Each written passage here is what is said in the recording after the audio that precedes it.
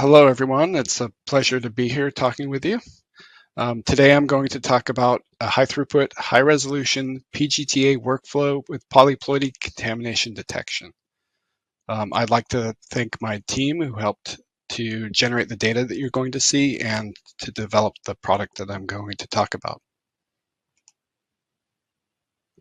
So today we're talking about pre-implantation genetic testing for aneuploidy or PGTA, and I'm sure all of you know that this is part of assisted reproductive technologies. The increase in maternal age is driving an increase in failure to implant and miscarriages. Those have been shown to correlate. And what PGTA does is to try and detect aneuploidies. But because we're working with day 5 trophectoderm biopsies, we're just working with a few cells each, maybe 3 to 10 cells in one of those biopsies. So we need to do some form of whole genome amplification in order to extract the genetic information.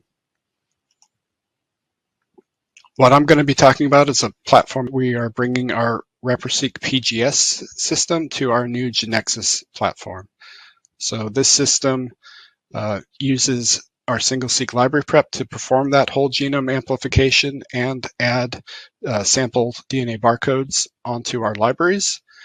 Then they go into our integrated sequencer, and that produces the results in the form of PGTA plots, as you can see at the bottom here.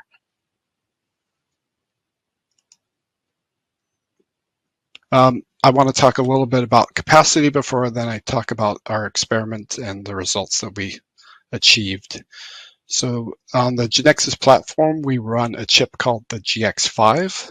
It is divided into 4 lanes. Those can be run one at a time or all at once. The only requirement is that all lanes get run within about 2 weeks from the initial initialization. On each of those lanes, we produce between 12 and 16 million reads. And the way we have set up our PGTA system is that we can support up to 48 libraries in one lane, or across all 4 lanes, 192 total libraries. So that's the high throughput part. Now we'll talk about our high resolution. So we ran an experiment with these chips, the system, and our single-seq library preparation reagents.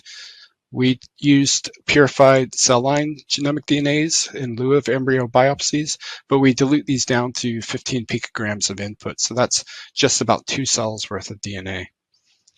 We use these cell line samples because they have small CNVs that are known and have been characterized.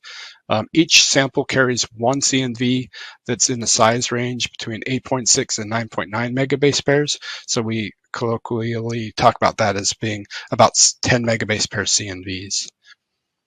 Some of the samples carry additional CNVs that are outside the target range. We're not really concerned with performance there. We do very well for larger events, chromosome arm events, and whole chromosome events, but we're really trying to get to a resolution down to about 10 megabase pairs here. We had 14 unique samples. 9 of those had CNV losses, and 5 of them had CNV gains. And we would build sets of 48 libraries where we would take those 14 samples, run 4 of them in quadruplicate and 8 of them in triplicate to make a total of 48. And to generate lots of data for this, we sequenced 6 different batches of those 48 samples. So we ended up using a total of 6 lanes. The way we determine if we have scored an event and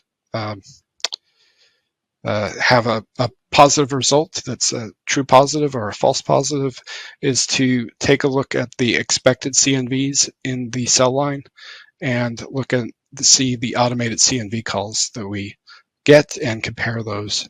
So in the plot at the bottom, you can see one example. We have an event shown in blue, which is a gain on chromosome 10. It is about 30 megabase pairs. This is outside of our target size range, so this is one of the CNVs that we're not going to pay attention to. But you can see there's a very small loss on chromosome 21. This is a 9.5 megabase pair CNV event. And so these are the events that we're looking for. We need to call the right ploidy value. So we need to call it as a copy number of 1 if it's expected to be a loss, or a copy number 3 if it's expected to be a gain, in order to match the truth. And then we want the breakpoints. We want the start and the stop of that CNV event, as we call it, to be within 5 megabase pairs of where the known CNV event is in that sample. So if we're within 5 megabase pairs, then we'll call it as a true positive. That sample now is a true positive. If we do not call it at all, or we call it the wrong ploidy, or we have the breakpoints outside of 5 megabase pairs away from the true breakpoints, then we will call that as a false negative. And also, if we have called that event in the incorrect place, it becomes a false positive as well. If we see any other event that we don't expect to see in that sample, then we will score it as a false positive. So this table summarizes the results from the test. We had a total of 288 libraries. Of those, we called the correct 10 megabase pair event in 284 of them, leaving just four false negatives. And we had no unexpected events called. We had no false positive events. So that gives us a sensitivity of 98.6% and a specificity of 100%.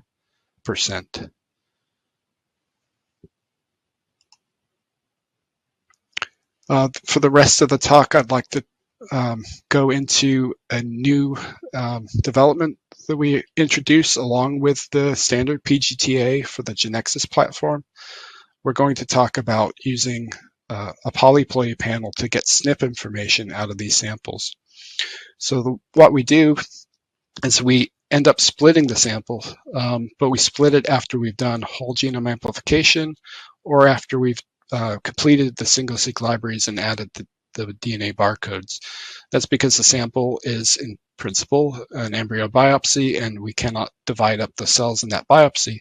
So we need to do a whole genome amplification first, and then we're free to pipette some of that material and divert it for another purpose.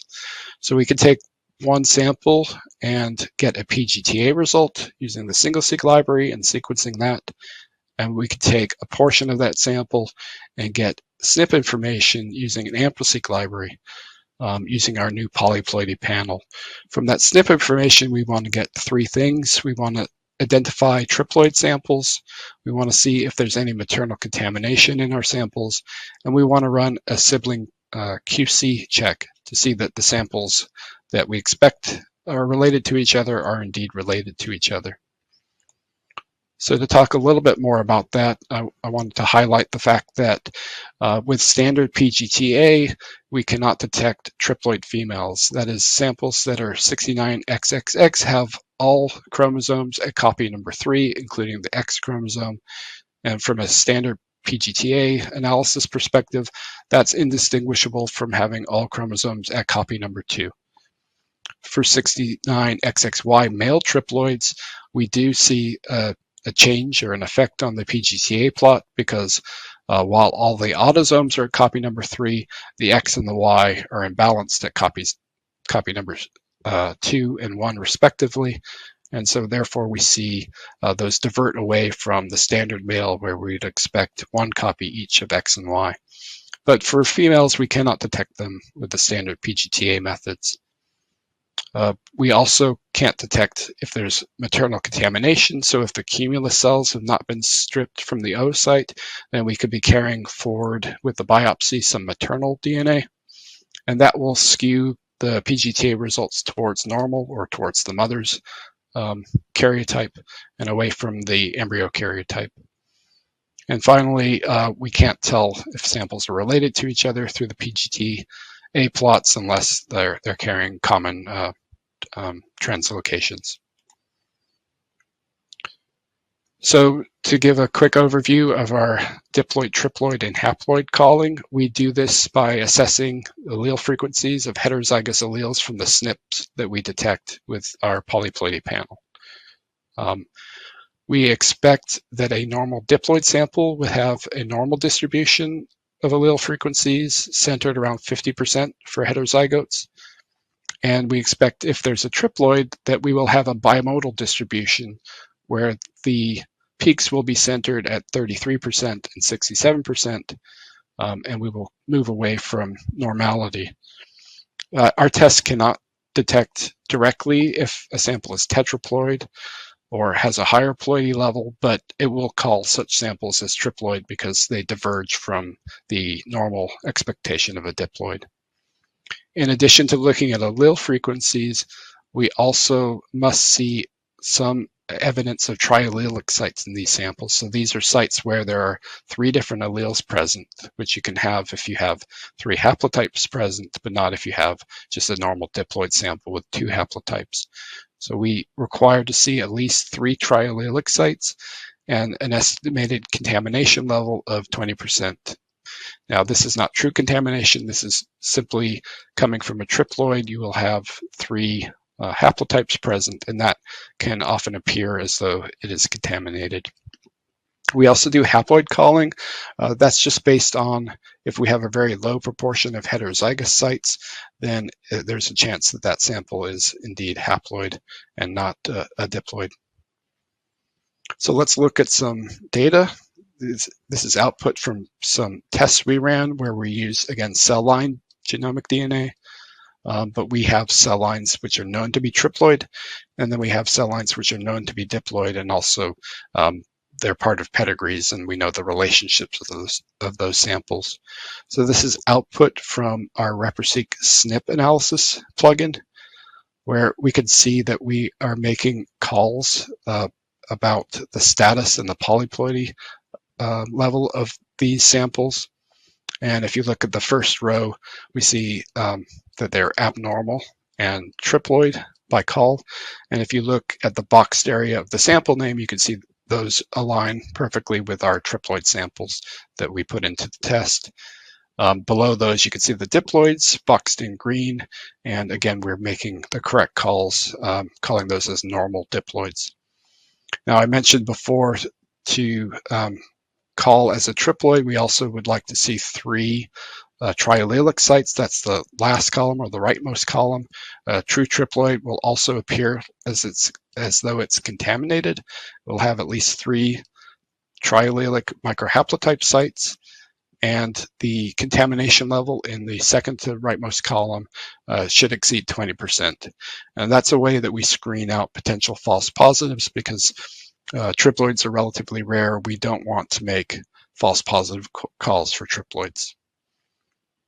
So let's move on and talk a little bit about maternal contamination detection. This is based only on having triallelic microhaplotype sites. So I've mentioned that term before. Microhaplotype site is an amplicon which covers more than one SNP, and so we get phased information about how those SNPs, not only which SNPs are present, but how those SNPs are arranged, which ones are, which alleles are segregating with each other. So we look at those triallelic microhaplotype sites to determine the level of maternal contamination. We have to see at least 3 sites be triallelic to call sample as contaminated, and then we estimate the level of contamination by looking at the mean of the 3rd allele frequencies. High contamination is anything we estimate to be 30% or more, and low contamination is anything below 30%. We know that we can detect contamination down to 5%, and then sometimes lower than 5%. We can also pick up contamination, but it's not 100% reliable.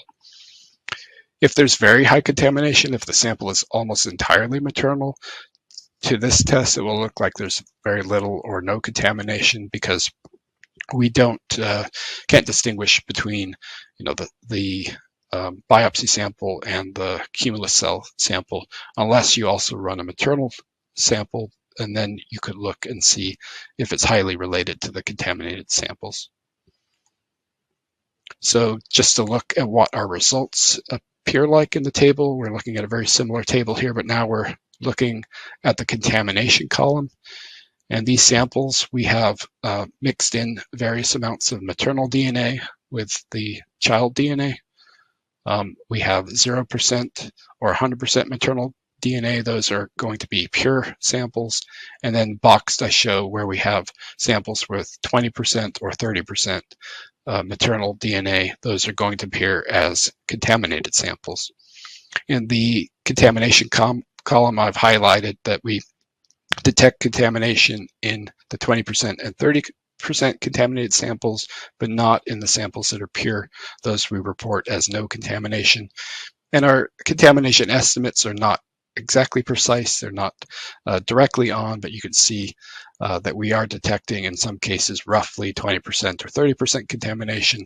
The first example we called the 20% contamination as over 30%. So it's, again, just an estimate of contamination level, but it can help us to detect if there's any contamination in the sample.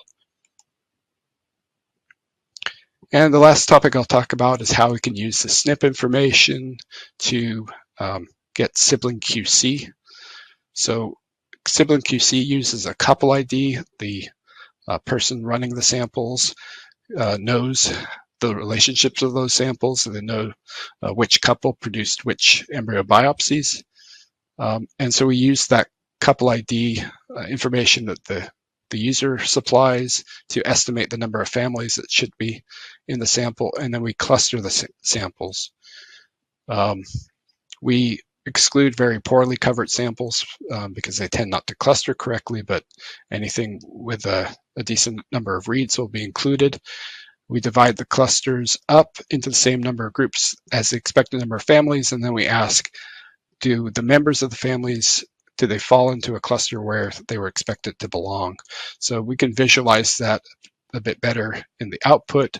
If a sample is aligning with its couple ID in the clustering, then we give it a pass, a simple pass on the Sibling QC metric, but you can dive deeper and look at a dendrogram of those clusters. And here what we're seeing is 48 samples that we've run. We're running some triploid samples here in replicate, so those cluster very tightly. Those are the groups in the middle where they have very short node lengths. And then we have sets of diploid samples, which are parts of families. They're out of known pedigrees. These are siblings of each other. You can see they're also clustering, but with a longer node length shown in red. And so we're able to tell that each of these family members is clustered in the correct group, and we can report back that they're passing the Sibling QC test. We also provide a heat map, which shows the degree of relatedness. So you can see, again, sibling groups here are shown in more of a white color. They're roughly half related to each other, and the sample replicates are coming up in the red color, where they're very strongly related to each other. So to summarize what I've talked about today, I've introduced you to our ReproSeq product on our Ion Torrent Genexus integrated sequencer. For PGTA, we are able to support 48 samples per lane or 192 per chip, and we have high sensitivity and specificity when calling CNVs down to about 10 megabase pairs. And we're also introducing a Polyploidy panel where you can generate targeted libraries from split WGA material to gather SNP information that can tell you if your samples are diploid, triploid, or haploid. It can also detect if there's maternal contamination present, and we can use that to do a nice little QC test and tell that the samples that we expect to be related to each other are indeed related to each other, and there haven't been sample mix-ups. So with that, I will thank you for your attention, and I hope to speak with you in the Q&A section.